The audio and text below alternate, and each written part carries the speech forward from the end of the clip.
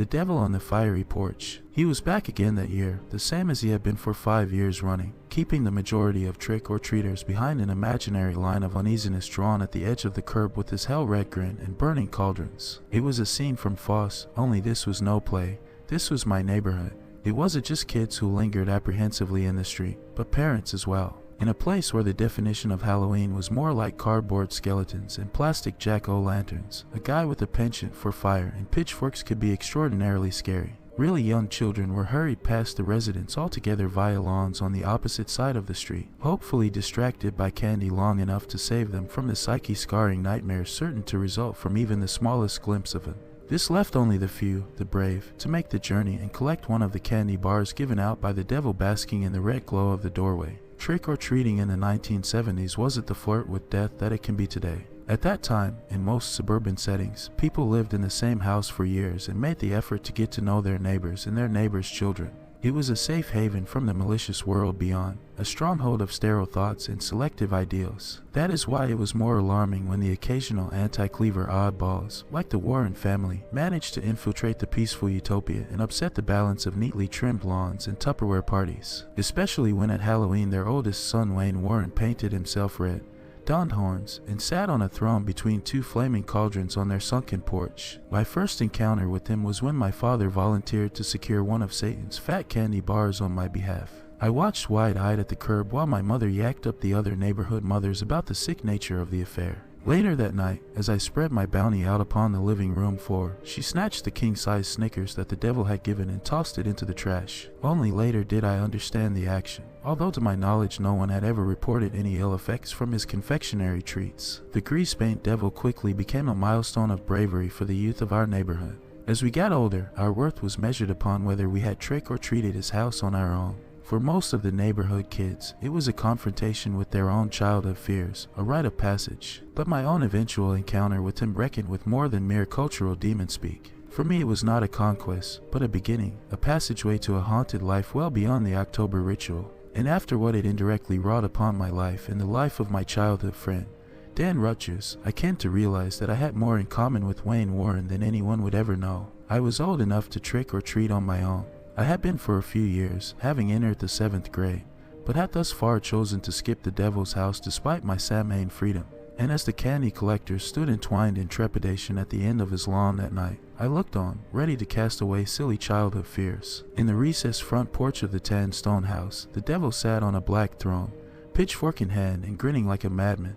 On either side of him a cauldron belched hot flames, which illuminated the entire alcove with a yellow-red glow that brought a little piece of hell right there to our suburban street. Dark music, probably borrowed from the Omen soundtrack, boomed from somewhere on the porch like a theme for a black mass, while sounds of the haunted house crept out of the home's dark windows. They were open just enough to let in some of the autumn air, which was uncharacteristically cool for Texas even in late October. Every once in a while, the devil would bark out something to the effect of "come on up kids," or just let out a string of vain chilling laughs that echoed off of the houses and faded into the night air like a horde of goblins. As a fan of the horror film classics, somewhere inside I had begun to admire his mastery of Halloween, but the fear of something I did not fully understand still outweighed this association. The man behind the red face was something real, and that's what made him scary to me, even if some people simply wrote him off as a self-aggrandizing jerk. "Are we going up there?" Dan asked me as I stood at the curb siphoning the last bits of courage from my body. Dan was a few years older and several inches taller, but we were two boys made from the same mold. We had been best friends for 6 years now, both possessing a fever for Hot Wheels, big gyms, and superheroes. I could see his own reservation just under the green skin of his incredible Hulk face. His mother was an Infernal preaching Baptist, and though I could not understand at the time, he grappled with issues far deeper than my own regarding the fiendish display. "Yeah," I answered, although I had yet to top off my courage tank. Our mutual friend, Bob, spoke from behind his Planet of the Apes mask. "Yo can go if you want, but I ain't. My brother says that guy's a goon and he don't want to have Talk kick his butt when he finds a razor blade in my candy bar." "I ain't gonna eat the candy," I replied, stating what I thought was obvious. The music boomed forth with a new strain, and I looked hard at the real fire, the past prime teenager in the red makeup, and the iron gates which stood open at the porch's arc. "Well, he ain't gonna kill us or anything. He's been doing this ever since I can remember, and lots of kids have gone up there." I nudged my head toward two older kids who had just been up to Satan. "They just went, and if they did then I'm going." "Dan, you coming?" Getting a yes from Dan, I put my foot onto the devil's brown lawn and began the approach. I tried to imagine what I saw across the street the other 364 days out of the year. A stony-looking house with a dark porch and some skinny druggy guy coming and going in his beat-up Camaro. Sometimes kissing or beating his girlfriend a little, but always giving me a chin-up nod as if to say I was cool. It was just Wayne Warren ... not the devil. Telling myself this made it a little better, but on Halloween this guy was just plain different, just plain scary, and as I neared I tried the customary cool nod, but Wayne didn't nod back. Instead he grinned like a mental patient and let out a laugh that resonated in the sunken porch as if it sunk all the way down to hell. Dan, in an attempt at proper All Hallows etiquette, moved up beside me, held out his bag, and muttered trick or treat, which sounded ridiculous under the circumstances. Heh, Wayne cackled and threw a chunky bar into his bag. Then he focused on me and my spirit-gummed wolfman face. Something special for you, my friend, he said, reaching down beside his seat. He pulled out something, gazed at it a moment, and then threw it into the sack I held open in front of me as if it were my empty soul waiting for him to fill. I didn't get a good look at it, but I didn't care. I'd have a better look as soon as Dan and I got out of the yard.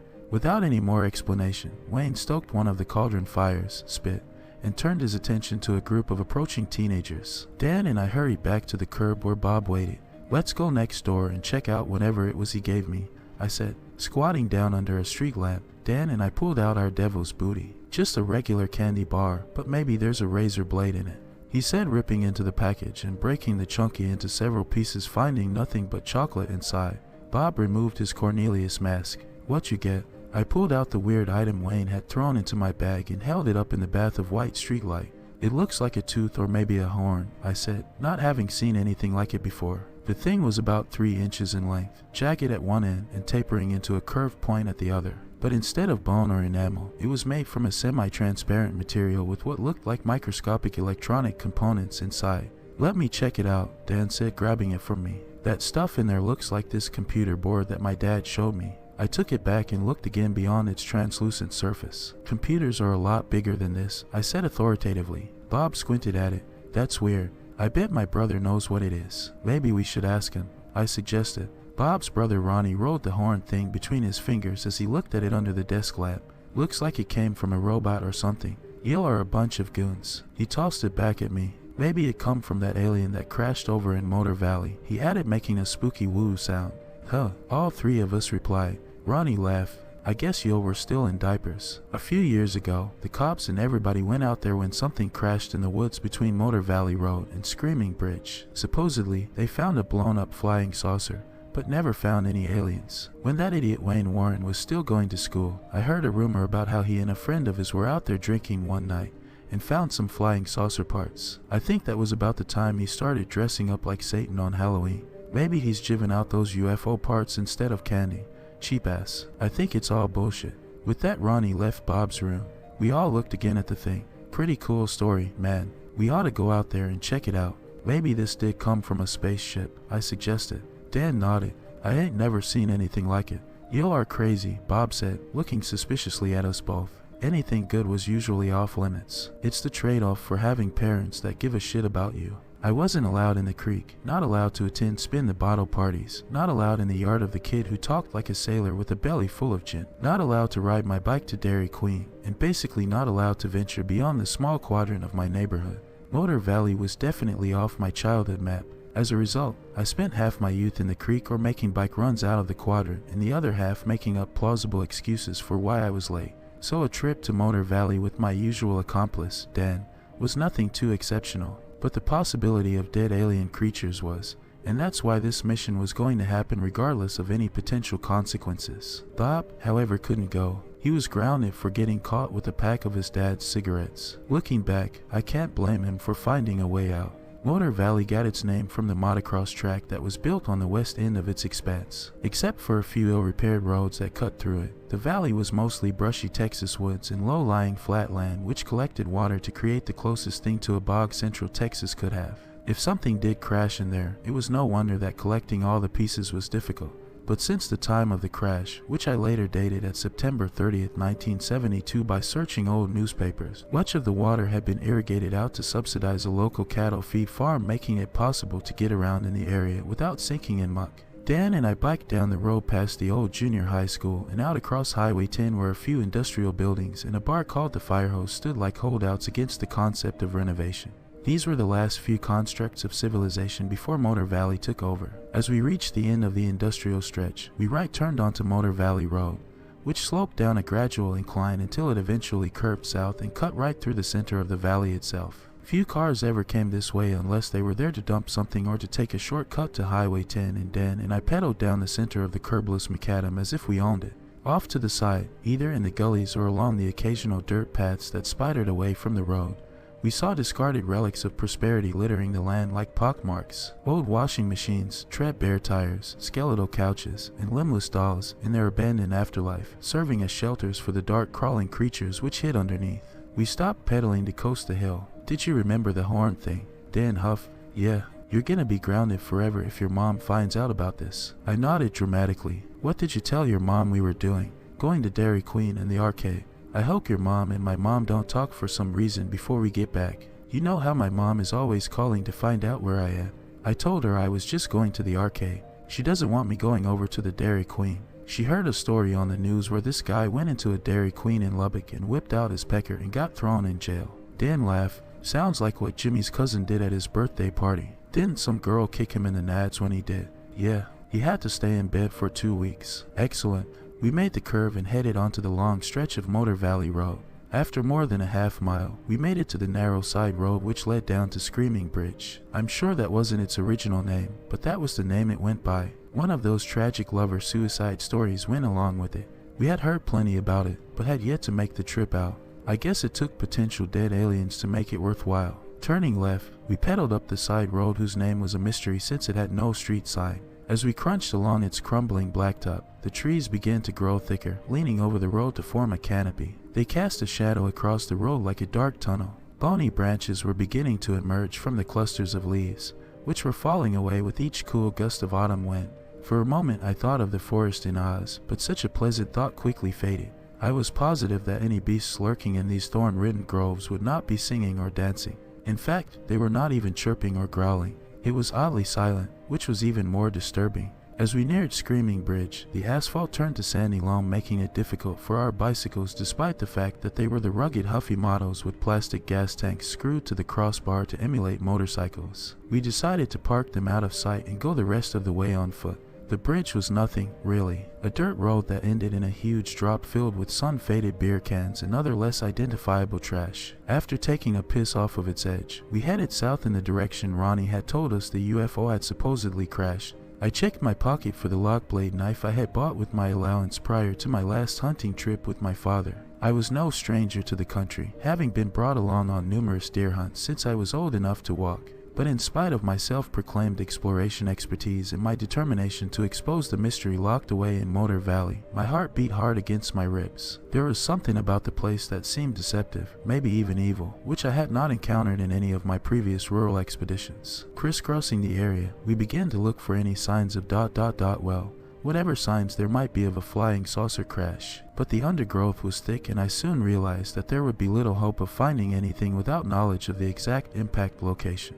We wandered on though, scanning for burnt trees or any other peculiar markings. After about 30 minutes, Dan signaled me over to a dense clump of trees where he had spotted something. Check this out, he said, directing my vision past the branches to a dilapidated shack standing in a clearing 25 yards away. It wasn't a UFO, but at least it was something other than trees and rocks. Dan looked openly disturbed by the possibility of who, or what, might be making it a home. I wonder if anyone lives there. I don't see any cars, I remarked. I thought I saw something move by that window, Dan said solemnly. I looked at the filmy window. I don't know how you could have. Look how dirty it is. Yeah, maybe I was seeing things. I think we better get out of here. Search back over closer to the bridge. Let's not worry about it, I retorted, trying to look at the situation logically. If anybody does live there, they'll probably be real old and we could always outrun it.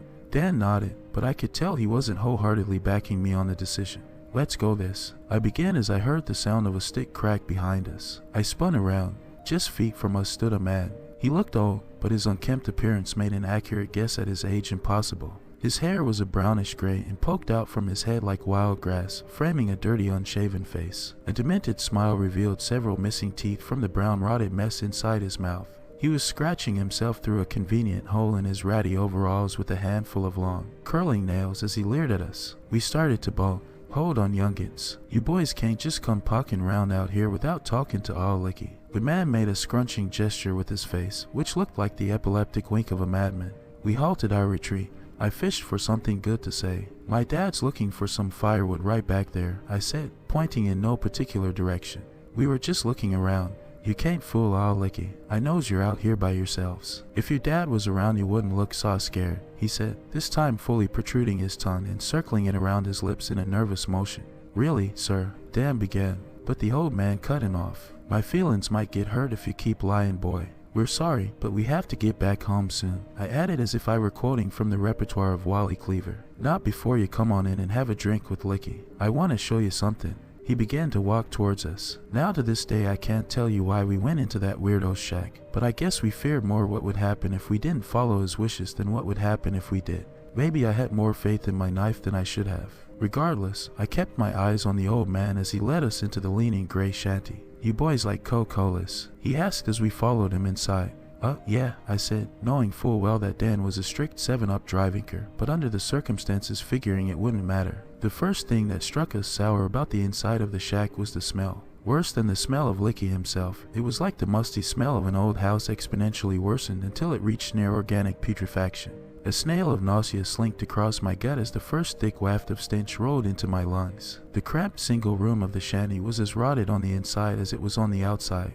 The exposed boards of the ceiling were completely gray and covered with cobwebs. An old rickety cot was shoved into one corner, a brownish stain covering its sagging middle. Over at the opposite end was a broken down stove, resembling a leper with its rust-eaten porcelain finish. A tattered beige couch sat rotting against the long wall, almost hidden by countless piles of old water-stained magazines. They looked mostly like Playboys and Hustlers as far as I could tell. To our right sat a dusty old wooden crate. It looked to me like a coffin used back in the 1800 seconds. A fat rat sniffed around its base. But the most shocking aspect of the shack was the wallpaper. Old pin-up style nudie pictures had been cut from countless magazines and stuck to every visible inch of wall. Superimposed on top of this layer were random pictures of goats and other wild beasts, taken from magazines I was not familiar with.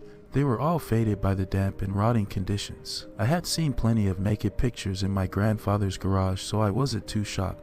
But Dan's religious background didn't seem to be mixing well with the mass of nude women and goats. You boys wouldn't be looking for a UFO, would you? Licky asked as he began digging in a dirty box near the stove.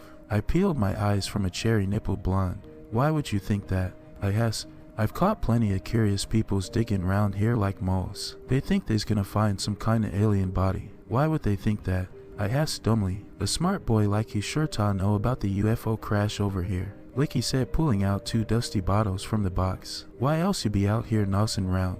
Well, we've heard about it I guess, but I didn't know about alien bodies. These are good Coca-Colas, he said, popping the caps off the dirty Coke bottles with his teeth and handing one each to Dan, and as he made another 360 around his chops with his tongue. I discreetly knocked the dirt dauber's nest off the side of my bottle and took a drink. Actually, I let the liquid touch my lips, making it appear that I had taken a drink, not letting any of it slip into my mouth. Dan did the same. How do I like all Licky's place? You boys got names. Oh, Jim, I said, making one up. Dan delivered one too. And Horace. Under any other circumstance, I would have busted out laughing, but the unsettling atmosphere suppressed any such reactions. I used to have a granddaddy named Horace. Loved him to death, that all bugger. Silly as a whistle though. Cut his own arm off one night thinking it was Rattler. The old man laughed loudly and moved his arm around like it was a snake. I glanced back at the door. I felt better knowing that we stood closer to the door than Licky. I noticed Dan still staring queasily at the exotic wallpaper with a clash of curiosity and horror as if he were looking at a car wreck. Did you see the UFO crash? I asked, trying to conceal my nervousness. Well, not exactly. I come here after that. You're looking for the UFO too? No, them rangers hauled that off. I was waiting for something. A horn. With that my heart went flatline. The thing in my pocket was in some way connected to the old man. I began to realize that maybe what Wayne Warren had said about finding some flying saucer parts may have been true. You ain't happened to see a horn out there, have you? He said, moving to the wooden crate. Was it a real UFO from outer space? Dan finally kicked in. Yep, from a planet so far away that them stupid scientists ain't seen it yet. You never answered about that horn, his twang suddenly growing menacing. Our faces began to flush. You little clever Dickens know something, don't you? He ran his hand across the crate like he was caressing the skin of a lover. What horn? Fess up, boy. If you got the horn, you can't resist it. I knows 'cause I found the other one when I worked for the sheriff's office and we was out here cleaning up after the crash. I found something else too that the rest of him never saw. Fear finally slapped my common sense. I pulled the clear horn thing out of my pocket. I got this trick or treating, I said as I threw it to the floor behind Licky and bolted for the door. Dan turned to follow, but a deep bark stopped us midway. A large dog stood growling outside. We looked back at Licky, fully expecting him to move in for the kill right then. Colossus, simmer down, he yelled gruffly. He's just a tad grumpy if you know what I mean. You don't gotta be scared of him or I'll Licky. I like you boys, he said, picking up the horn. What do you want from us? I demanded. Now youngin, don't get all upset.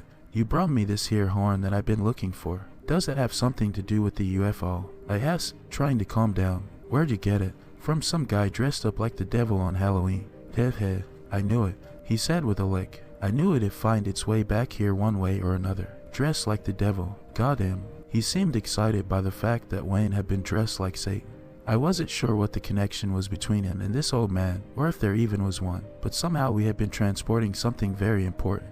Does that belong to an alien? Dan asked. Some folks might call him an alien, he began, but it really belongs to the devil. I've been keeping his body here since his spacecraft wrecked, waiting for this other horn to turn up. Sometimes it takes the dickens for things to work out, but they always do. Now I can get the rewards I deserve. The devil? I asked skeptically. Licky patted the wooden crate. Yes sir, he's in here. We were speechless. I bet you boys would like to see him, wouldn't you? I shook my head slowly as tears began to well in my eyes. Dan just stood frozen as if he were looking down upon Virgil's 9 rings of hell. Well, here he is, Licky yelled as he flung open the crate's lid. Its old hinges screeched like dying animal. Inside lay the body of a creature. It was a brownish red and shriveled like the corpse of a mummy. It had arms and legs and a human-shaped torso, but they were thin and wiry. Its pointed chin and bulbous forehead made it appear like a reddish version of the little gray aliens that people always claim to see. A set of pointed teeth were thrust forward from the retracted lips, opposing the huge sunken sockets in whose valleys rested closed eyes. I could smell the acrid odor of age filling the room as if the beasts were centuries old, having soaked up the stench of death and decay for an eternity. We were repulsed, though neither Dan nor I could take our eyes from the entombed thing. Just like in the storybooks. Except he don't come from no hell. He's from up there, Licky said, pointing to the sky. Been coming here longer than you and I can figure, he exclaimed. Don't chow like him. That's when I noticed the horn. The creature had one horn identical to the one I had been given. A jagged hole at the other side of his head made it apparent that he had once possessed two. At last, I can raise him again. I'll be made a prince of the sky when he sees what all Licky's done for him. The old man said, drooling a line of spit onto the creature's chest as he began to fit the missing horn back in place. The dog outside barked and we remained trapped between two rapidly off-balancing evils. Licky laughed as the component finally clicked into place. A faint word became audible from the coffin as he pulled back. Look close, boys, you brung back all Nick. The thing began to move, not mechanically like a robot as I would have thought, but more like an organic being that had been sleeping for a long time. It sat upright as the eyes began to open. Their dark menisci looked like black mirrors as they focused on our white faces. Its skin became more supple and its lips rolled back down over his teeth. The thing smiled a grin that was beyond pure evil, that seemed to crawl through my eyes, down my throat, and squeeze the bloody pulp of my heart like a constrictor. But I resisted, and so did Dan. Breaking our gaze, we ran for the door as the beast jumped from the crate.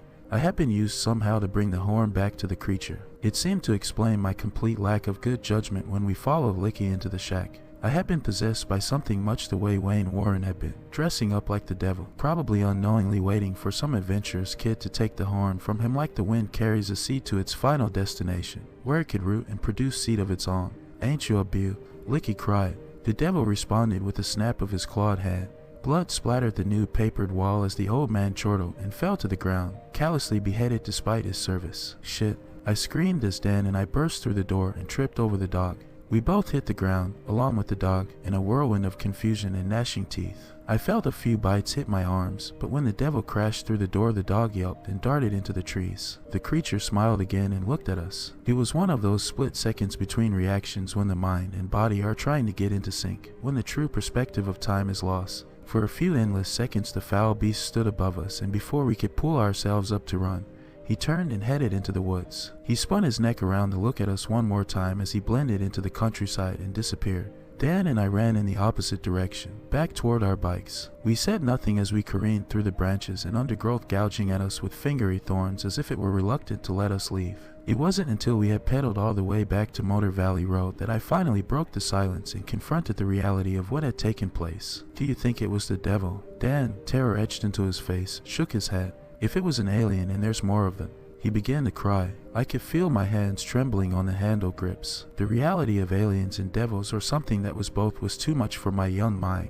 "We can't tell anyone," I said. "I don't ever want to talk about it again." "We won't." "Never," was the last clear word I heard before he fell into a repetitive mumble. If it was the devil, alien or otherwise, and we were responsible for bringing him to life, I grappled with the thought that has slowly wrested the life from me over the years like a patient serpent subduing its prey. The same thought that was responsible for the phone call I just received.